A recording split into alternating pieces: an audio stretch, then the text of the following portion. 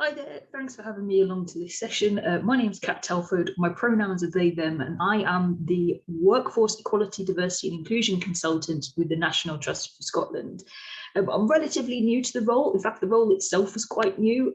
I only started with the National Trust for Scotland in February of this year, when the post was first created.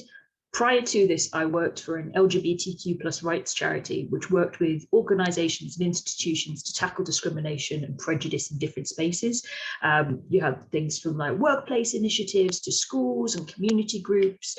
And during that time, and through my work with other bodies such as trade unions, tenants unions, I built up an understanding of different identities and also the complexities of the types of discrimination and prejudice that they can face.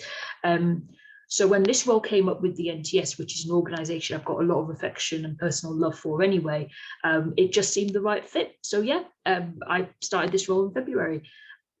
During this talk, I'm going to cover a little bit about how the Trust got started with this work, how we're going to be focusing on the workforce in the coming 12 months, and then talk a little bit about what the vision is for moving forward with this work. To clarify before I go on, when I refer to the workforce during this presentation, I'm referring to all of the employees and volunteers which allow the National Trust to do the role that they do within Scotland. As a content warning, because we're going to be discussing identities, it's important to be aware that I may use references in this session to examples of discrimination and abuse or cases of brutality and violence against different identity groups. I'll try to ensure that I give you a heads up if I'm going to reference this on the slide. I will then give a little pause for people who want to turn off the audio so that they can do, and then I'll give a thumbs up to the camera to show folks who have muted the audio that they can come back and start listening again. Nothing that I talk about will be in such specific terms that it necessarily needs a trigger warning, but I do want to give a content warning just so that folk are aware of that when it's coming up. Likewise, for accessibility purposes, because this is a recording, I'm not 100% sure if closed captions are going to work on this afterwards. So if you are using closed captions and you notice that it doesn't quite seem to make sense, that's probably because the closed captions function was written by someone who has never heard someone from the north of England speak before. So if you do find that some things look a bit unclear or fuzzy, please don't hesitate to get in touch with Sarah, who is organising this event, and she'll then be able to pass on my contact details to you so you can get in touch to ask me any questions that you need clarifying. So covered accessibility, covered content warnings, covered brief introductions. Let's crack on then with what we're going to talk about today. Specifically, I just want to take a few minutes to talk about how this work came about, because there's been a fair chunk of work already done, or at the very least identified within the Trust by the workforce themselves prior to my role beginning. For example, there was a growing awareness that we needed to be considering how we could engage different folks, we could bring in people and support specifically individuals who would be able to continue the Trust's work in heritage and conservation. While our 5 values of being caring and brave and curious and vibrant and inclusive are all merit-worthy in themselves, we recognised that it was maybe slightly tricky to demonstrate how those 5 values were being lived in our day-to-day operations. Also, in late 2019, the Trust's board agreed to set up a task force that would look specifically at equality, diversity and inclusion work across the National Trust for Scotland, how it could improve its practices in our different areas of work so that these are more inclusive, and look at how we could also dismantle some of the barriers that others might have to accessing our work, who we would like to be able to bring on into the work of heritage and conservation. We're also really, really lucky as a charity that our CEO is fully on board with this work and has given a very clear mandate that he expects to see this work being carried out across the trust.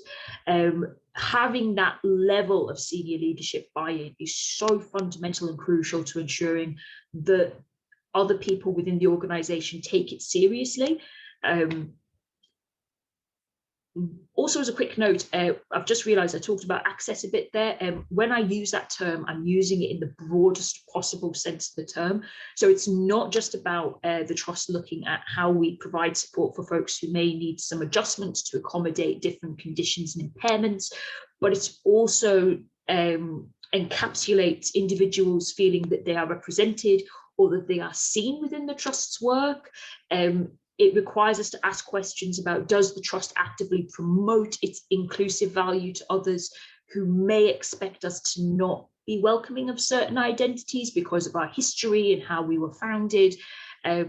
Is our work relevant and readily available to folks from only one demographic, or is there space to improve this? Content warning, I'm going to talk very briefly about events involving police brutality and hate crimes against folk with various identities. So please feel free to mute your audio now. The urgency to address these questions that I just talked about around access really came to light last year, where we saw some truly horrific events happening that sparked actions taken across the globe, such as the murder of George Floyd and several other Black men and women in the US by members of the US police forces. In addition to this, we also saw hate crimes against Asian individuals increase. This followed a trend of increases as well of homophobic, biphobic and transphobic hate crime, and upticks in reported cases of anti-Semitism as well. Putting a thumbs up for the audio muters to come back to us. All of these different cases isn't to say that this means that these behaviours never existed before 2020, by the way, because as anyone who is experienced not being part of the ideal white, cis, straight male with buckets of money sort of group of people will tell you, these incidences, which got a lot of media attention in 2020, had already been happening tragically for decades and centuries beforehand. The difference in 2020, I feel, was that this was a powder keg moment, and it triggered a whole avalanche of conversations within workspaces which had previously never happened before, particularly those conversations pertaining to identity and power dynamics within workspaces themselves. And it wasn't just conversations about power dynamics between colleagues, but we also saw conversations about internal practices matching your external practices. What happens when the conversation paradigm shifts and you introduce external voices into internal conversations, which, by the by, I would argue we should do more of that in a lot of cases, but we'll come on to talk about that when we look at what we're actually planning to do as the trust. Within these absolutely massive conversations that were taking place within society, the National Trust for Scotland had almost like a light bulb moment where it recognised that they really needed specialist knowledge around workplace inclusion in particular. There was some really great work going on with our external facing work. For example, we have a project which is our Facing Our Past project that explores the links between national trust properties and the slave trade economy. And it has been delivered by a really brilliant academic called Jennifer Melville. But that sort of expertise that we were applying to our external work really wasn't present in our team in terms of engaging and supporting a workforce. So that's why I got hired, folks. So when I got hired in February, the trust already had identified what they wanted to do in the first 12 months of a workforce specialist being hired. And this work fell into 5 key strands, which you can see on this slide in front of you. The first was around establishing a baseline assessment of our workforce diversity. The second was about engaging our workforce with equality, diversity and inclusion in the workplace as a tangible, positive organizational culture shift. The trust wanted to identify and deliver a wide range of sustainable, visible initiatives that are of practical support and value to their employees and volunteers. Crucially, they wanted to embed equality, diversity, and inclusion thinking into the trust's people strategy, the volunteer and employee policies and procedures. And this was so that they have confidence that they can support a diverse and inclusive workforce, not just now, but within the next 10 years of the corporate strategy that was being created. And they wanted to assess where the trust is at currently. So things that had already been identified by the workforce, for example, that they could do, small changes that could be quickly implemented. The trust wanted a specific strand that looked at that type of initiative so that it could almost like nudge along the trust's approach. So all these other 4 strands that are quite big, quite wide in terms of their scope. Even if you were somebody who was a volunteer who was working in a small site or property in a very remote location, you would be able to still then see, while you might not see the point of the bigger ones, you would definitely see the points of all these little small nudges that were taking place. So that's what the trust was thinking for the first sort of 12 months. These are the different strands. For them all, I'm now going to break them down over the following slides to talk about what the main gist of what each strand aims to achieve, what sort of business case was presented for doing these bits of work, and what the trust recognised it needed in order to succeed in delivering this work, which was a process that I started when I began in February of 2021. So let's have a look at this first one then. The first strand talked about baseline data, essentially. What this was looking at was the trust wanting to collect data which shows who makes up our workforce. In other words, a process of collecting and storing and maintaining and then reviewing in terms of like broad reporting on our workforce's special category data, or what's often referred to as monitoring data. The reason for this is that evidence shows that collecting monitoring data helps organisations understand the needs and experiences of their staff. It can reveal where there might be barriers to staff getting access to opportunities. For example, if you notice that all of your board and senior leadership tend to fit into certain demographics, it then presents you the opportunity to start asking questions about, well, why are other demographics not represented at those higher levels? But obviously, we can do that better if we have the data evidence to show that that is already the case, and then this is how we can improve that. It also shows where there might be gaps at different levels of your organisation. So, for example, if you have a high proportion of people who are taking up short-term contracts from certain demographics, it might be worth exploring why that is and why they're not taking more potential long-term contracts and things like that. So it really does allow you to go with an evidence-based approach to this sort of work. In terms of what's needed, we needed an understanding of the systems and procedures we have for collecting data currently. We then needed to sort of give a lot of support in terms of getting all employees and volunteers to understand why this data will help them at work, and the trust in delivering this work, so that they are happy to contribute that special category data of theirs or their monitoring data. This is really important, I think, because there's a lot of myths and there's a lot of sort of hearsay, but it's also kind of justified in like, well, if I give my information to the trust or to any organisation that I'm working for, why are you going to use that? What's its purpose? And under GDPR, you have a responsibility to be able to demonstrate to people what the purpose is for, why it's being used, and how it's going to be used, which kind of fell into the third area of what we needed to do, which was help with storing and maintaining data in line with legal requirements so that it can be analysed regularly, but also stay stored securely and safely, so people felt confident in the trust keeping that information. So that's the first strand in terms of the baseline data.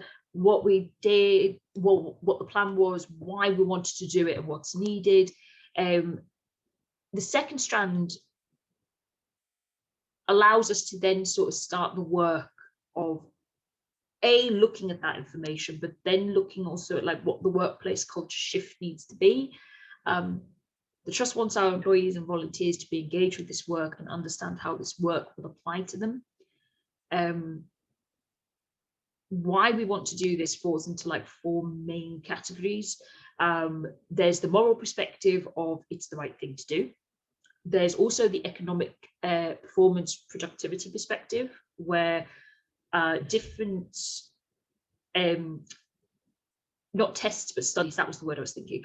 Different studies have shown that actually, if more people feel able to be themselves, i.e. they're not worried about experiencing discrimination or prejudice in the workspace, they're actually more likely to be productive and be able to do things at work because they're not spending so much time trying to protect themselves.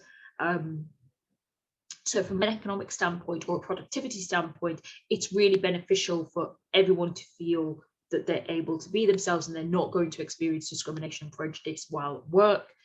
There's also a brand and reputation perspective. We have a growing, I think, social conscience about issues around diversity and inclusion, and we also have, in line with that growing sense of social conscience, a growing confidence in being able to speak out about it and say what we don't like. You can see this, for example, if a brand or a company or an organization it is able to do something that shows like that they're quite inclusive. You might find the increases, for example, in sales, things like that, or people wanting to engage with that organization's work. There's also a legal perspective, and I know that a lot of people don't really like the legal perspective because it feels very like, you know, carrot and stick method. But realistically, there is a legal requirement for organizations to protect their employees against, and volunteers as well fall under this, from discrimination and prejudice. It falls under the Equality Act of 2010. So we do actually have a legal responsibility to ensure that we're doing this work.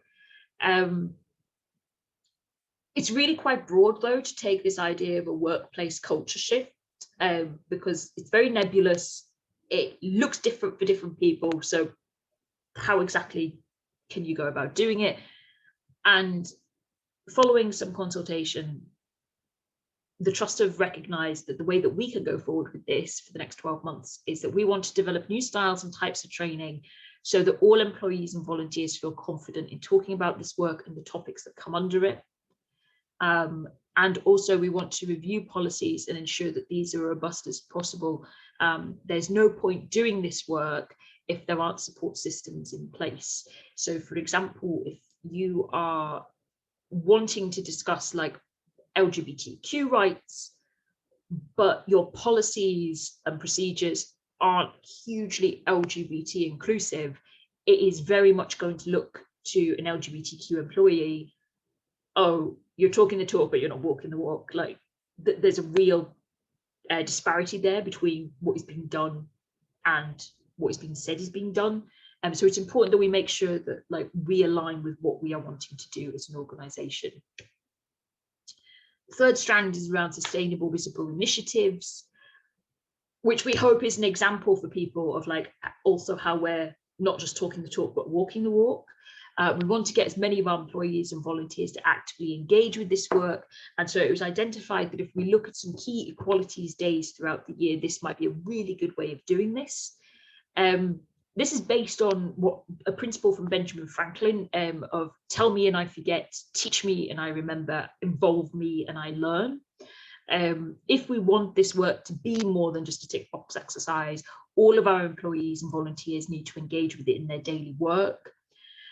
So what has been identified as being needed is that there'll be some structure from the central body to help set up different workforce groups that will be grouped around sort of different identity characteristics.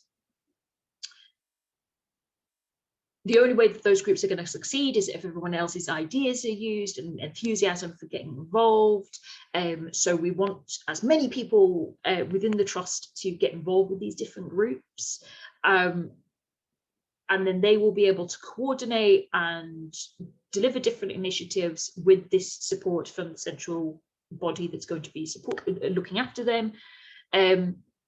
And prior knowledge of how previous initiatives is really important as well, which is why I've included it in this slide, because quite often there's a temptation within organisations to say, oh, well, we tried setting up a workforce group or a staff network group and it didn't work last time.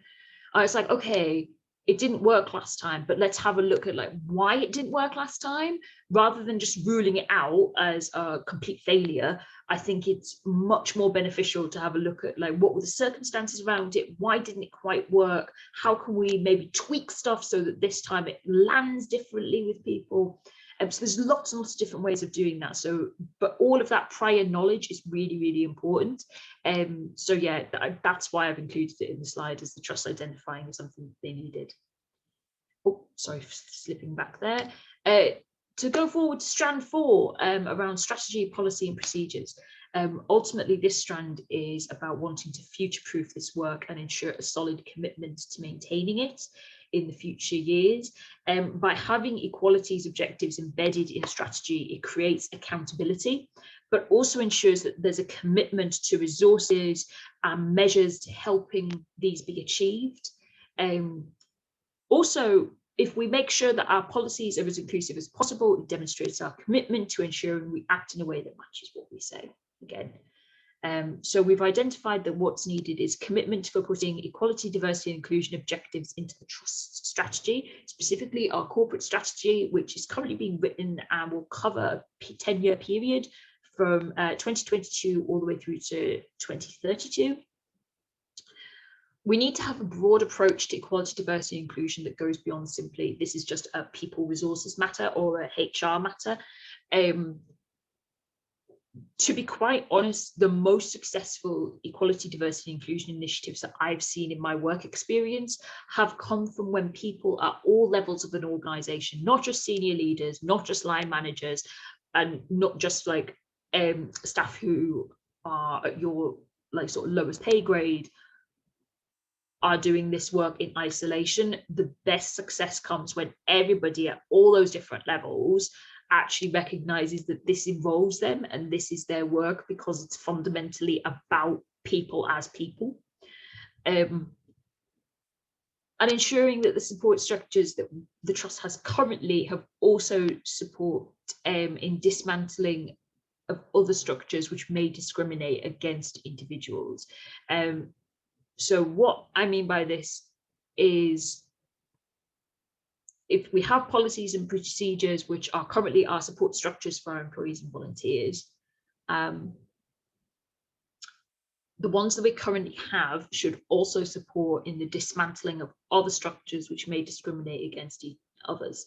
So for example, if you currently have a recruitment policy which can be seen to be as inclusive as possible, it might also require you to then review and look at, for example, your retention policies around retaining your employees. It might require you to look at things like your exit strategies and stuff, so that you're able to then work out, actually, are there other points in this process where there's discrimination taking place that we're just not aware of, and how can we make sure that this is best and as robust as possible to support as many people as possible.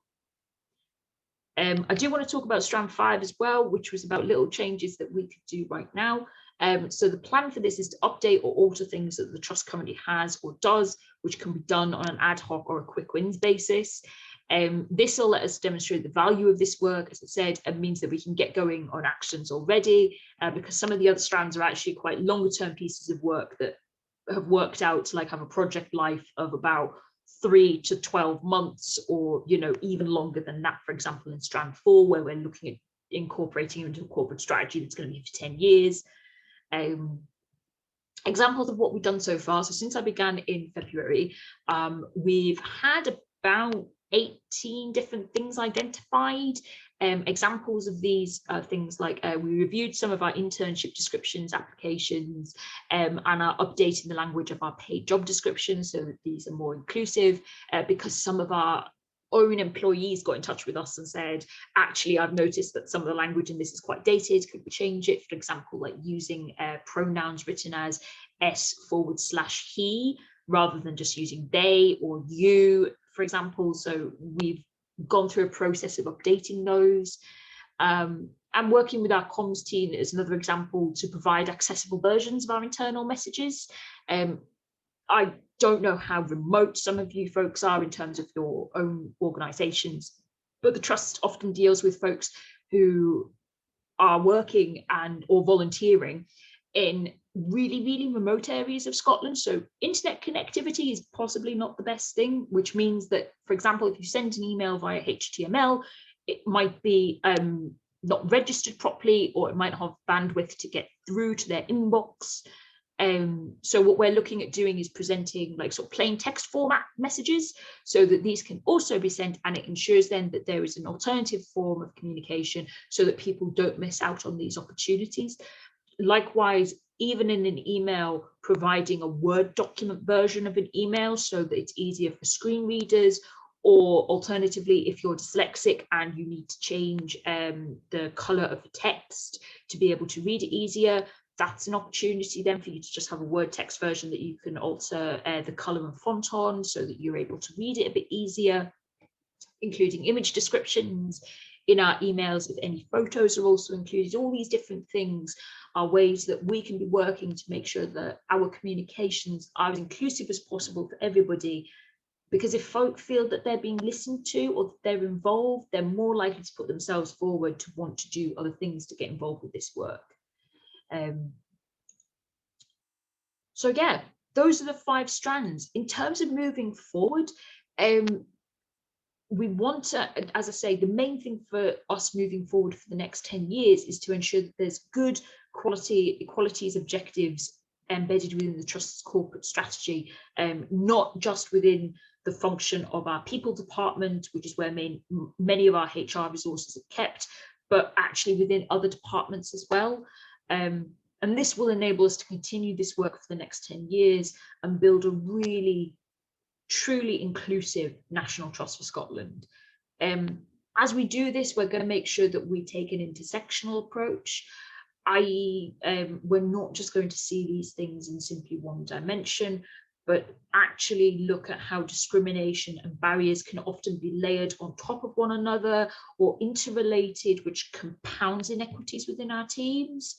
And while this might produce like a much more complex analysis, it's really vital to do that, because it then means that the measures that you put in place to dismantle those inequities aren't necessarily going to remove a certain group and then make it worse in other circumstances, but it's actually about sort of dismantling those 2 different ones together so that it makes it more equitable across the whole board. This means fundamentally that we need to be led by our workforce. There's absolutely no point in the Trust trying to engage in initiatives which actually aren't relevant or don't recognise with the Trust's employees and volunteers. And because of that, this is why it's so important in the next 12 months to get as many of the employees and volunteers who work with the Trust involved in this work as possible, because they are fundamentally going to be the ones who lead the direction of this work moving forward. So yeah, that's a summary of what has worked for the National Trust for Scotland. Our business case that we presented, that I talked about earlier, aligned with our values. We've found that bringing senior leaders on board, like having a really vocally supportive CEO, has made a huge amount of difference. Bringing in subject matter experts where they are needed has been really vital and will continue to be vital as we continue in this work. I am a disabled queer individual, and therefore I have a level of expertise that I can present, for example, around inclusion for LGBTQ identities, disability rights.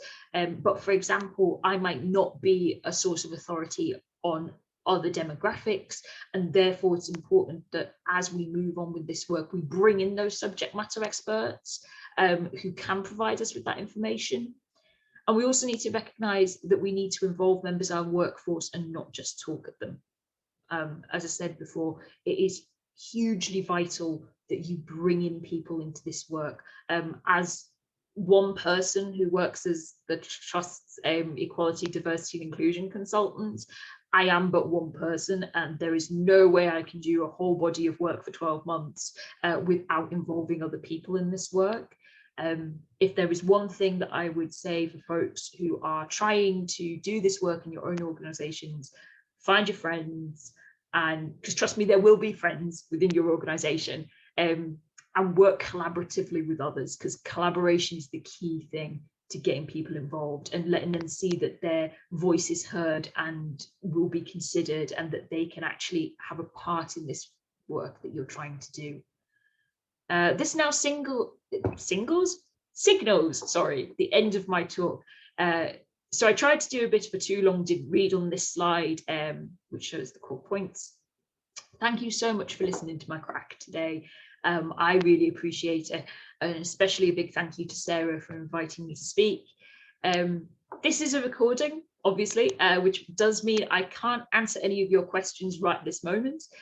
However, if you do have any questions, then do please ask them in the chat of this session still. And if I can get a copy of the chat transcript, I'll try to find a way to get some answers for you, probably via email, via Sarah. I'll put a disclaimer in here as well. I cannot guarantee that the steps that the Trust has taken will work for you. Every organisation is different, with its own histories, its own workforce, its own circumstances. All of these different things require nuance and consideration if you're trying to come up with an equality, diversity and inclusion strategy. But if you have questions about specifically what the Trust is doing or why, then feel free to send them to me, and I will try and get back to you about them. Otherwise, good luck in your journey on this sort of amazing work that you're doing, and I hope to speak to you all soon. Thank you very much for your time. Take care now.